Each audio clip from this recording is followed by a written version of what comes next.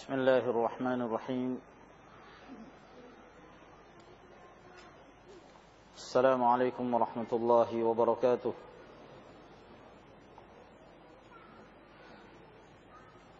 إن الحمد لله نحمده ونستعينه ونستغفره ونعوذ بالله من شرور أنفسنا ومن سيئات أعمالنا. من يهده الله فلا مضل له ومن يضلل فلا هادي له، وأشهد أن لا إله إلا الله وحده لا شريك له، وأشهد أن محمدا عبده ورسوله. يا أيها الذين آمنوا اتقوا الله حق تقاته ولا تموتن إلا وأنتم مسلمون. يا أيها الناس اتقوا ربكم الذي خلقكم من نفس واحدة وخلق منها زوجها وبث منهما رجالا كثيرا ونساء، واتقوا الله الذي تساءلون به والأرحام إن الله كان عليكم رقيبا. يا أيها الذين آمنوا اتقوا الله وقولوا قولا سديدا يصلح لكم أعمالكم ويغفر لكم ذنوبكم، ومن يطع الله ورسوله فقد فاز فوزا عظيما. أما بعد، فإن أصدق الحديث كلام الله تعالى، وخير الهدي هدي محمد صلى الله عليه وعلى آله وسلم، وشر الأمور محدثاتها، فإن كل محدثة بدعة وكل بدعة ضلالة وكل ضلالة في النار. معاشر المسلمين والمسلمات رحمكم الله، والحمد لله, Allah subhanahu wa ta'ala kembali mempertemukan kita dalam pengajian rutin kita di Masjid Al-Istiqamah ini, melanjutkan pembahasan kita dari kajian kitab Sahih Al-Imam Al-Bukhari rahimahullahu ta'ala.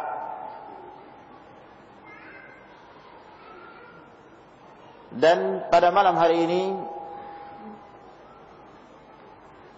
kita memasuki bab yang berikutnya, masih dalam Kitabul Iman. Dan bab ini adalah merupakan bab yang terakhir dari Kitabul Iman, di mana Al-Imam Al-Bukhari rahimahullah ta'ala menyebutkan dua hadis yang terdapat di dalam bab ini. Berkata Al-Imam Abu Abdullah Muhammad bin Ismail bin Ibrahim bin Al-Mughirah bin Bardizbah Al-Ju'fi maulahum Al-Bukhari rahimahullahu ta'ala, babu qawli Nabi sallallahu alaihi wa ala alihi wasallam, bab sabda Nabi sallallahu alaihi wasallam, ad-dinun nasihah, agama itu adalah nasihat, lillahi wa li rasulihi wa li a'immatil muslimina wa 'ammatihim, bagi Allah dan bagi Rasulnya dan bagi imam-imam kaum muslimin dan secara umum kaum muslimin. Wa qaulihi ta'ala, dan firman Allah Subhanahu wa ta'ala, idza nasahu lillahi wa rasulih. Apabila mereka menasihati karena Allah dan Rasulnya. Maka di sini Al-Imam Al-Bukhari rahimahullahu taala beliau menyebutkan di dalam judul bab ini, beliau mengambil dari hadis Nabi sallallahu alaihi wasallam. Oleh karena itu beliau mengatakan bab sabda Nabi sallallahu alaihi wasallam. Dan ini yang disebut dengan hadis muallaq, di mana Al-Imam Al-Bukhari rahimahullahu taala menyebutkan hadis ini dalam keadaan beliau menghapus sanadnya. Dan di sini bahkan beliau menghapus seluruh sanadnya antara Al-Imam Al-Bukhari dengan Nabi sallallahu alaihi wasallam. Beliau tidak menyebutkan sanadnya sama sekali.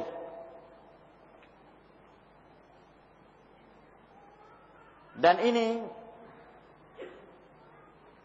menunjukkan bahwa hadis ini tidak bersambung, atau disebut juga dengan hadis muallaq. Dan sengaja Al-Imam Al-Bukhari rahimahullahu taala tidak menyebutkan sanad hadis ini dalam kitabnya, disebabkan karena hadis ini tidak memenuhi persyaratan untuk disebutkan dalam Sahih Al-Bukhari rahimahullahu taala. Oleh karena itu hadis ini tidak termasuk dalam inti kitab, inti Sahih Al-Bukhari. Walaupun hadis ini sahih, dan bahkan hadis ini telah diriwayatkan oleh Al-Imam Muslim rahimahullahu taala dalam sahihnya dengan sanadnya yang sahih dari hadis Tamim bin Aus Ad-Dari, Abu Ruqayyah, salah seorang dari sahabat Nabi sallallahu alaihi wasallam. Dan hadis tersebut sahih. Ada riwayat-riwayat yang lain yang menyebutkan jalur yang lain selain dari hadis Tamim bin Aus Ad-Dari. Dalam sebagian riwayat disebutkan bahwa hadis ini diriwayatkan dari Abu Hurairah. Namun tidak satu jalan pun yang sahih dari hadis yang menjelaskan tentang agama itu nasihat, kecuali dari hadisnya Tamim bin Aus Ad-Dari. Bahkan Al-Imam Al-Bukhari rahimahullahu taala beliau menyebutkan dalam kitab tarikhnya tentang hadis ini, la yasihhu illa an Tamim. Hadis ini tidak sahih kecuali dari Tamim bin Aus Ad-Dari radhiyallahu taala anhu. Dan di dalam hadis ini Rasulullah sallallahu alaihi wasallam mengatakan ad-dinun nasiha. Agama itu adalah nasihat. Dan yang dimaksud oleh Nabi sallallahu alaihi wasallam agama itu adalah nasihat, yakni agama seseorang tidak akan menjadi tegak kecuali dibangun di atas an-nasiha. Seperti halnya hadis Nabi sallallahu alaihi wasallam, al-hajju Arafah. Haji itu adalah wukuf di Arafah. Bukan berarti amalan haji hanya wukuf di Arafah. Namun karena wukuf di Arafah merupakan rukun haji yang paling mulia, merupakan inti dari amalan haji, sehingga Rasulullah alaihi salatu wasallam menyebutkan al-hajju Arafah. Haji itu adalah wukuf di Arafah. yakni barang siapa yang tidak wukuf di Arafah maka tidak ada haji bagi dia. Maka demikian pula sabda Nabi sallallahu alaihi wasallam ini, ad-dinun nasiha. Agama itu dibangun di atas nasihat. Maka apabila seorang muslim ingin menegakkan agamanya pada dirinya, maka hendaklah dia membangunnya di atas an-nasihah. Lalu para sahabat bertanya, sebagaimana yang diriwayatkan dalam Sahih Muslim, mereka mengatakan, liman ya Rasulullah? Nasihat itu bagi siapa ya Rasulullah? Maka dijelaskan oleh Nabi sallallahu alaihi wasallam, lillahi wa li rasulihi wa li a'immatil muslimina wa 'ammatihim. Bagi Allah dan bagi Rasulnya, dan bagi pemimpin-pemimpin kaum muslimin, dan secara umum bagi seluruh kaum muslimin. Dan di dalam riwayat yang lain ada tambahan, lillahi wa li kitabih, bagi Allah dan kitabnya. Dan yang dimaksud dengan nasihat bagi Allah Subhanahu wa taala adalah seorang hamba mengenal Allah tabaraka wa taala dengan cara-cara yang benar, yaitu dengan mengetahui nama-nama Allah dan sifat-sifat Allah Subhanahu wa taala, dan bagaimana cara seorang hamba dalam menempuh jalan menuju kepada jalan Allah dengan mentauhidkannya, beribadah hanya kepadanya, mengikhlaskan agama ini hanya untuk Allah Subhanahu wa ta'ala. Maka seorang yang menegakkan agamanya dengan nasihat bagi Allah, di mana seorang hamba berusaha mengenal Allah Subhanahu wa taala dengan beriman kepada wujudnya, bahwa Allah itu ada, beriman kepada rububiyatullah, bahwa Allah Subhanahu wa taala yang menjalankan seluruh apa yang ada di jagat raya ini. Allah yang menciptakan, Allah yang mengatur seluruh alam, dan Allah Subhanahu wa taala lah yang membentangkan rezeki kepada makhluknya. Demikian pula kita beriman kepada uluhiyatullah, di mana hamba wajib untuk beribadah hanya kepada Allah Subhanahu wa taala, tidak kepada yang lain. Meninggalkan segala jenis kesyirikan, berlepas diri dari berbagai macam kesyirikan, dan berlepas diri dari orang-orang yang melakukan perbuatan kesyirikan tersebut. Tidak menyembah berhala, tidak percaya kepada benda-benda tertentu bahwa benda itu dapat mendatangkan manfaat dan kemudaratan. Sebab manfaat dan mudarat itu hanyalah milik Allah Subhanahu wa taala dan di bawah kekuasaannya. Dan demikian pula beriman dengan nama-nama dan sifat-sifat Allah Subhanahu wa ta'ala. Adapun yang dimaksud dengan an-nasihatu li kitabih, nasihat bagi kitabnya, yaitu seorang muslim hendaklah menghidupkan Al-Quranul Karim pada dirinya dengan berusaha mempelajari, membaca dengan benar, dan dia beribadah kepada Allah Subhanahu wa taala dengan membaca ayat-ayat Allah Subhanahu wa taala itu,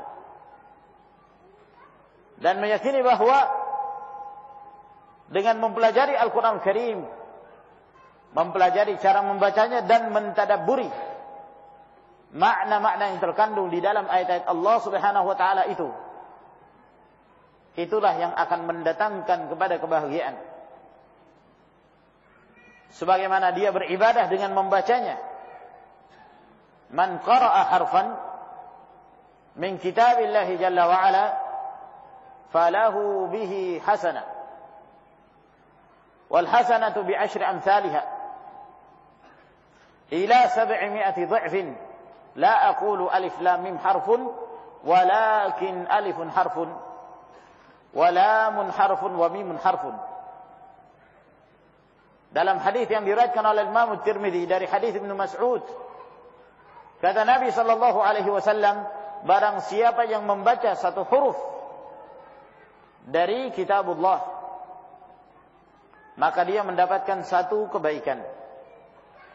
Satu kebaikan di dalam Islam sama dengan mengamalkan 10 kebaikan.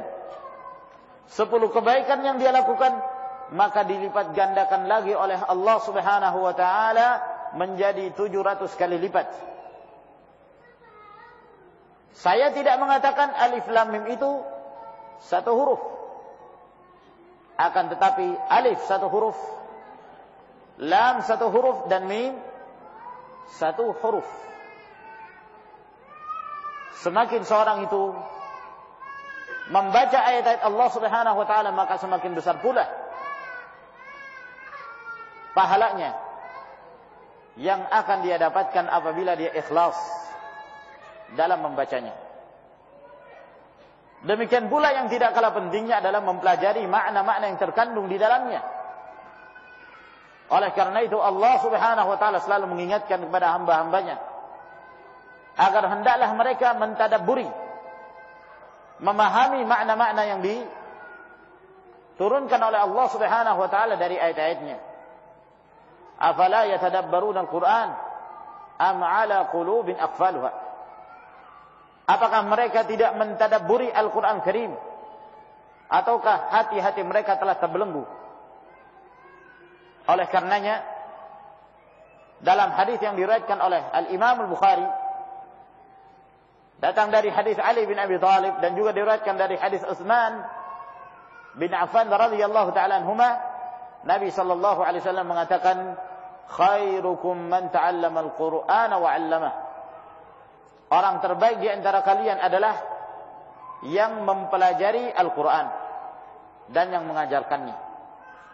Mempelajari Al-Qur'an yaitu mempelajari cara membacanya, berusaha untuk membaca berdasarkan makhraj yang benar, dan tidak kalah pentingnya mempelajari makna-maknanya, dan itu jauh yang lebih penting.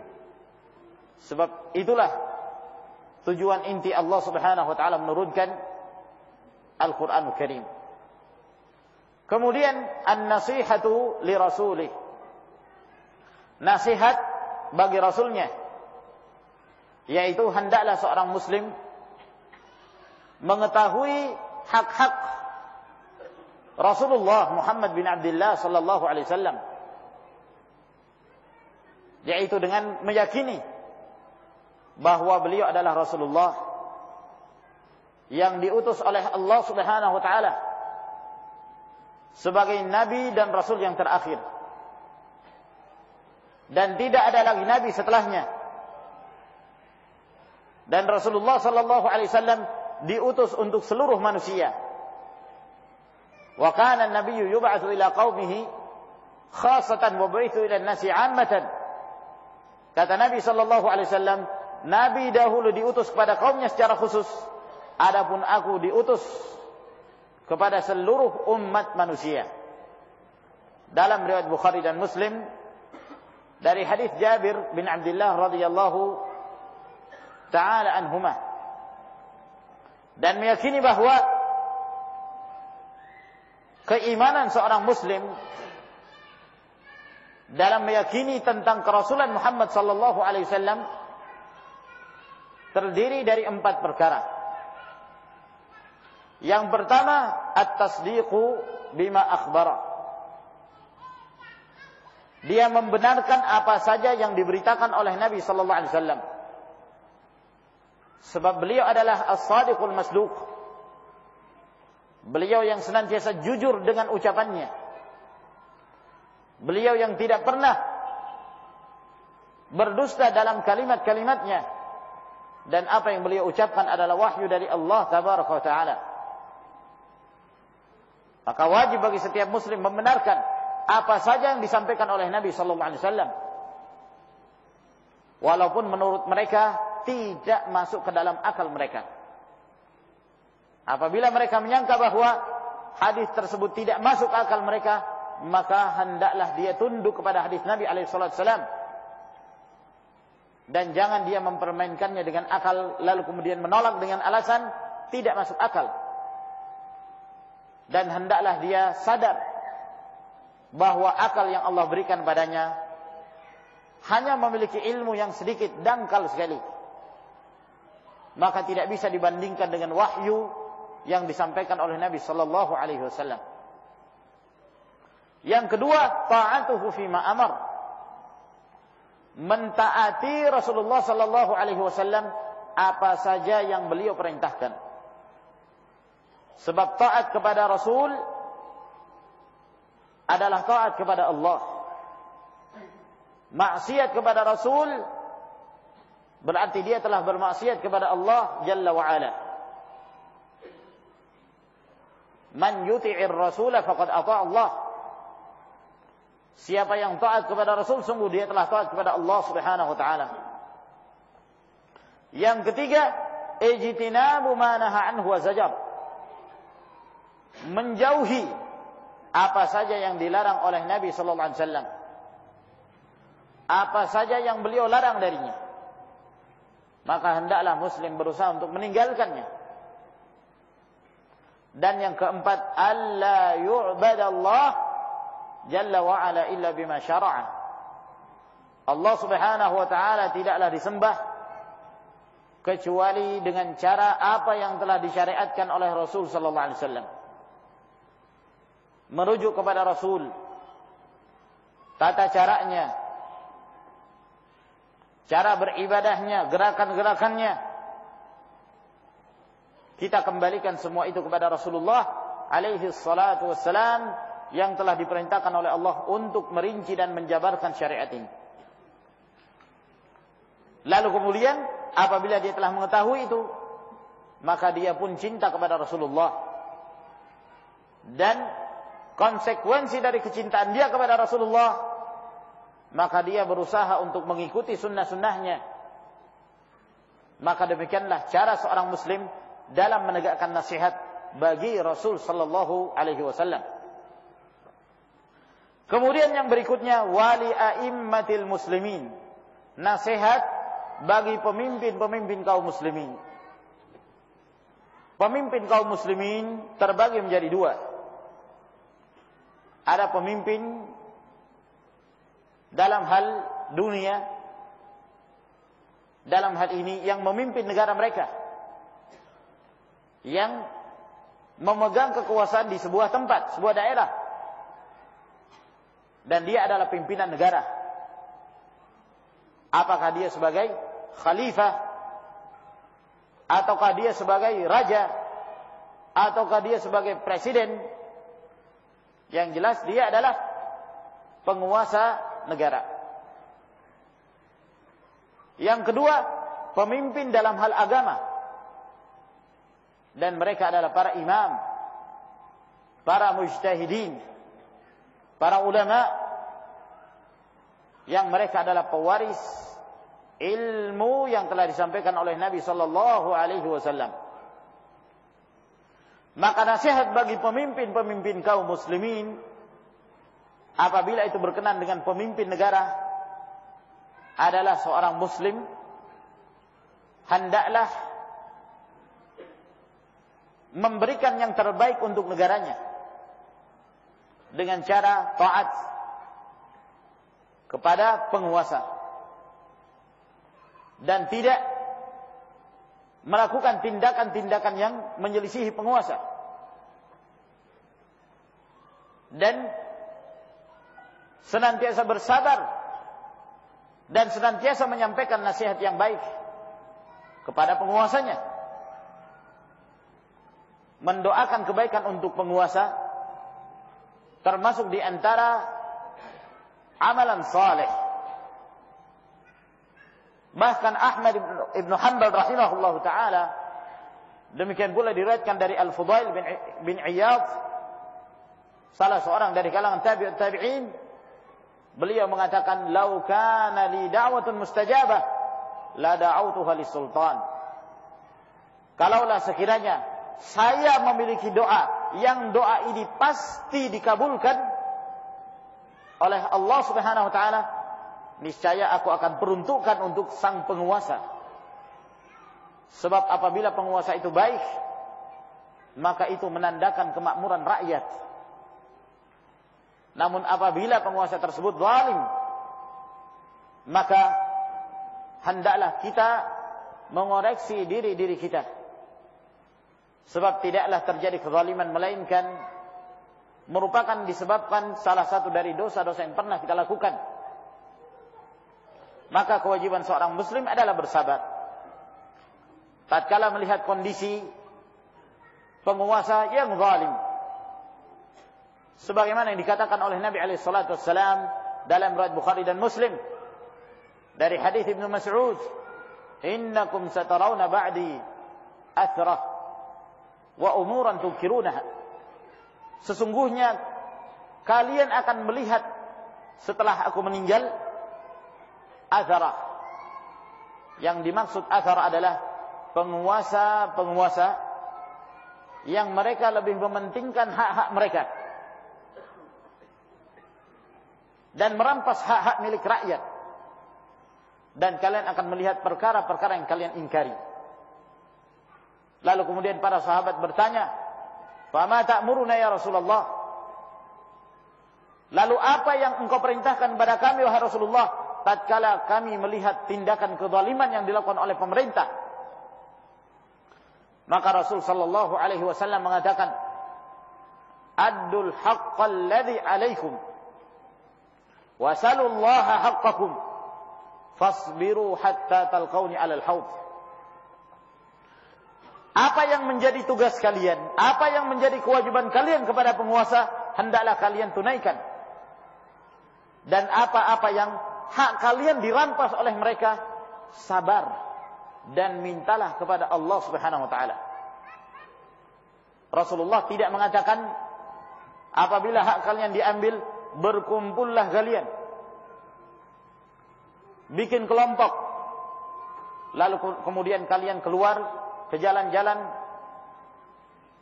dan menampakkan sikap penentang terhadap pemerintah. Rasul tidak mengatakan keluarlah kalian demonstrasi dan yang semisalnya dari hal-hal yang dapat mengguncangkan keamanan dalam sebuah negara. Namun kata Nabi alaihi salatu wassalam, "Fasbiru," bersabarlah kalian sampai kalian bertemu aku di atas telaga Nabi sallallahu alaihi wasallam di akhirat. Dan apabila dia hendak berikan nasihat, berikanlah nasihat dengan cara yang baik, tidak dengan cara mencaci maki pemerintah. Dan apabila dia hendak berikan nasihat, tidak perlu di hadapan khalayak ramai, namun menasihati secara sirran, secara rahasia, itu lebih baik dan lebih bermanfaat insyaallah taala. Sebab Nabi sallallahu alaihi wasallam mengatakan, "Man kana lahu nasiha lidhi sultan falyansahhu sirra wa la yubdihi alaniyah." Barang siapa yang ingin memberikan nasihat kepada penguasa, maka hendaklah dia menasihati secara rahasia dan jangan dia menampakkannya di khalayak ramai. Adapun kalau yang dimaksud dengan a'immatul muslimin, pemimpin-pemimpin kaum muslimin,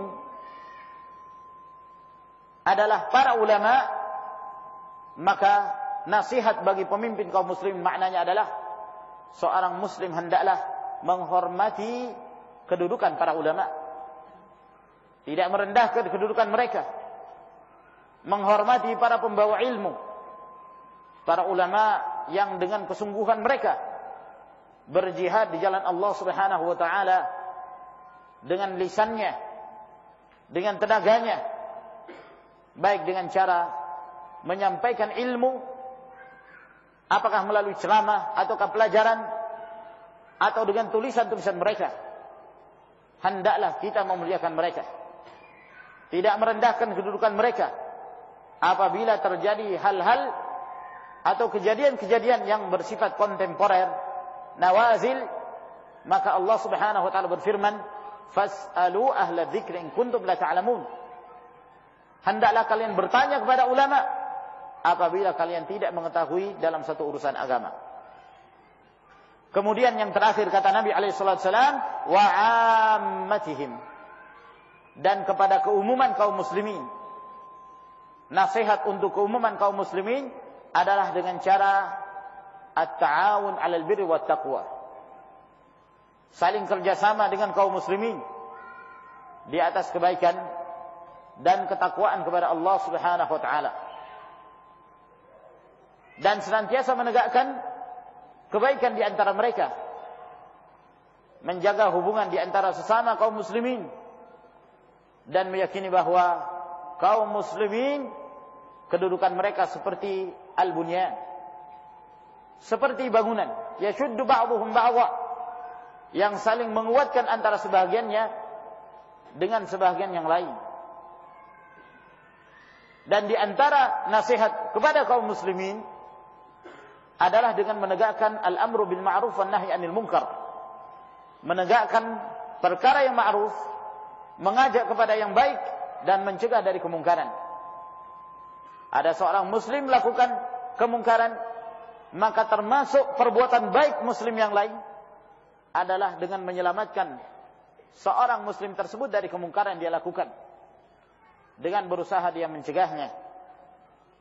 Dan bukanlah termasuk dari kebaikan ketika ada seorang muslim yang berbuat kemungkaran lalu kita biarkan dengan berbagai alasan. Enggak enak kalau diberitahu misalnya, segan, maka disampaikan semampunya.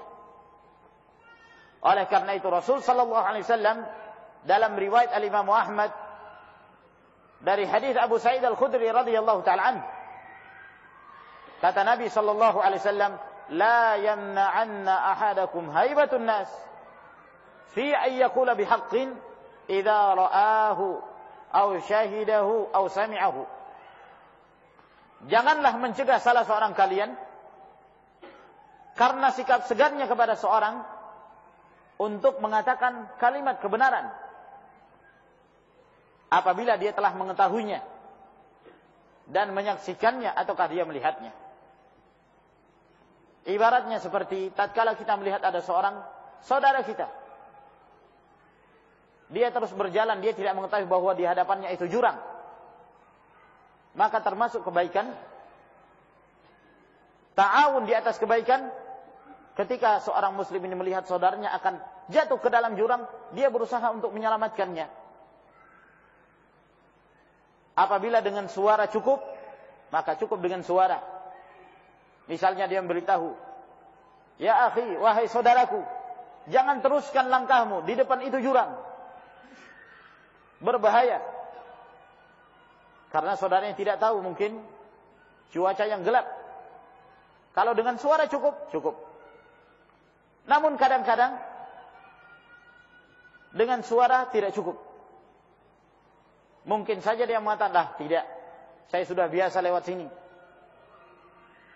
kelihatannya enggak ada jurang. Padahal memang benar, di hadapannya ada jurang. Maka dengan suara tidak mempan, kadang-kadang harus dengan tangan menalik bajunya. Jangan ya akhi. Nah, kalau dengan tangan yang lembut tidak mempan, tarik dengan keras demi untuk menyelamatkan dia agar dia tidak meneruskan perjalanannya jatuh ke dalam jurang. Ya.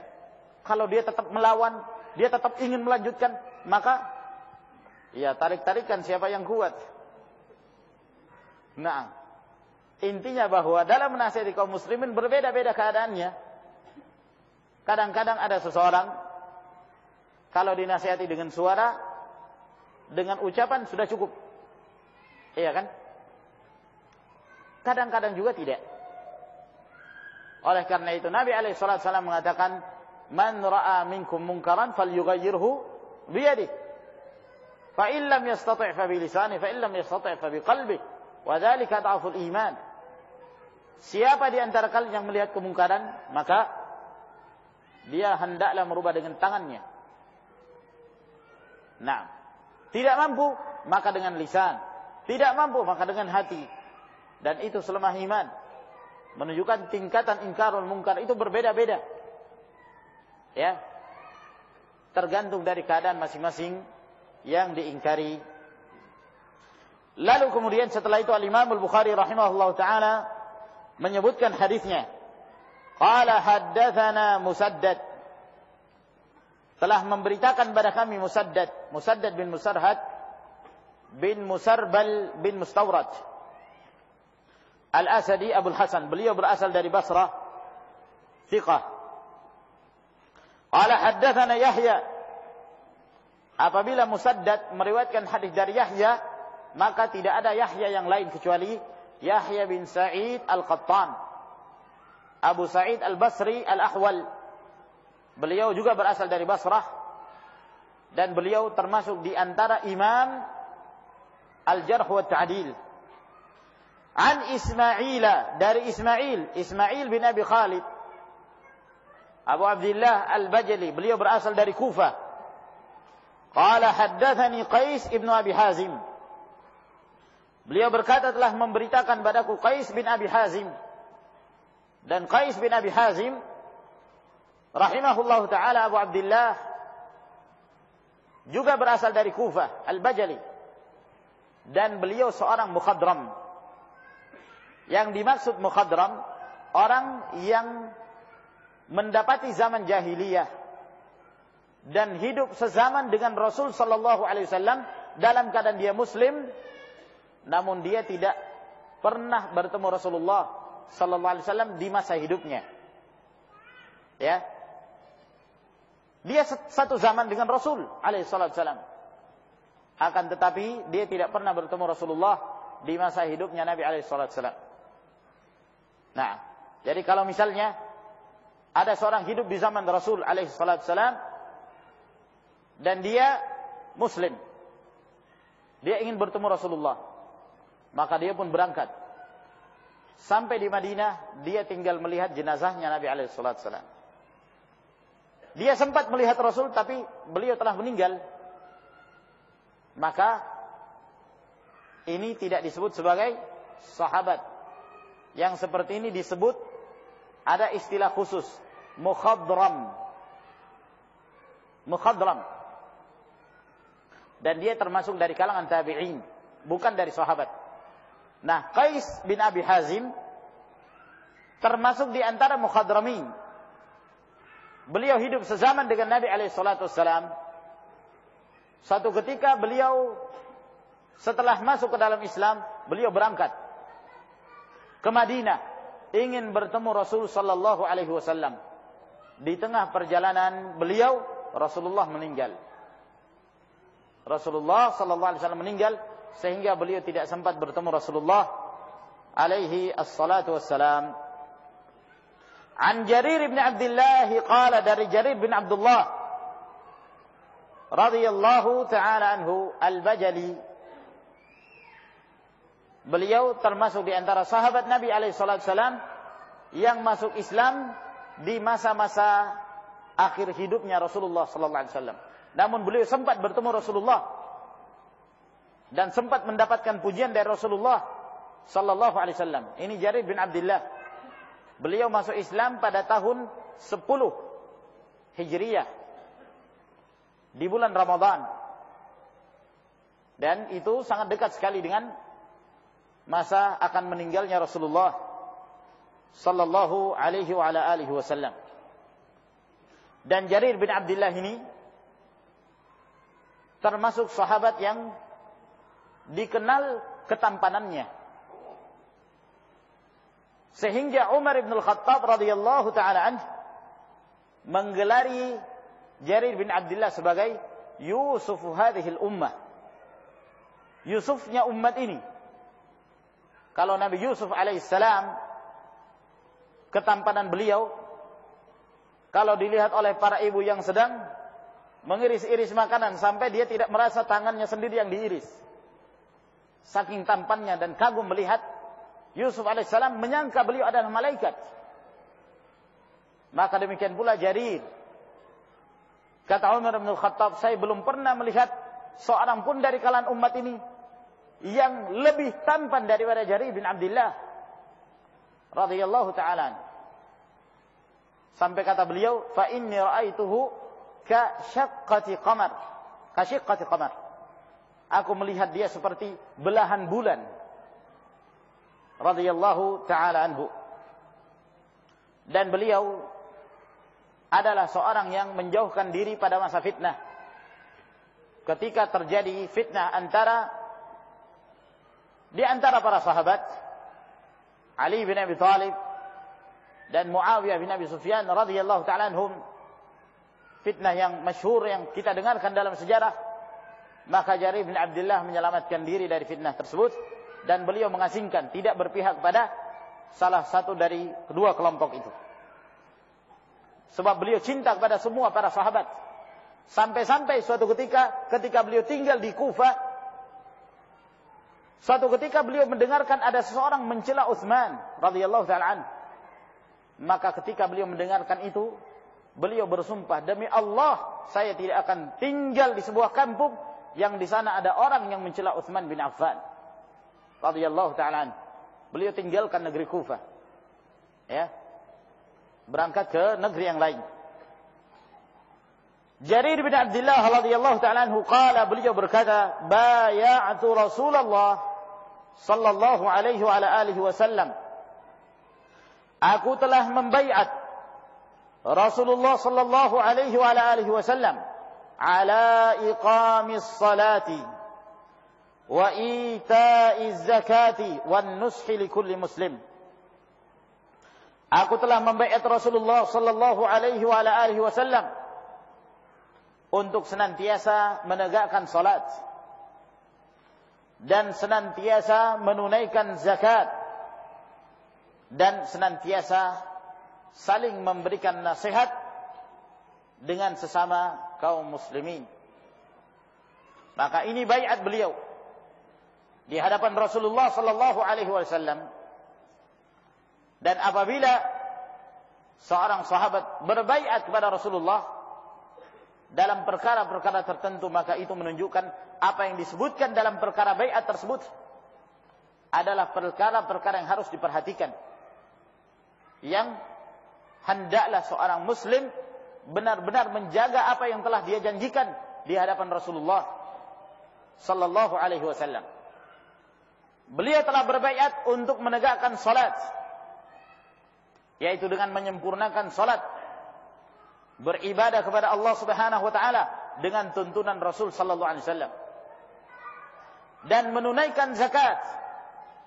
yakni apabila seorang memiliki harta yang telah mencapai nisab dan bertahan selama setahun, maka dia tidak menelantarkan harta tersebut, namun dia segera mengeluarkan zakatnya karena taat kepada Allah dan untuk membersihkan harta darinya, dan saling menasihati di antara sesama kaum muslimin,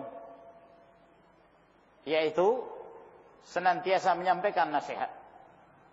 Apabila dibutuhkan nasihat, ada seorang muslim yang meminta nasihat, berikan pada nasihat.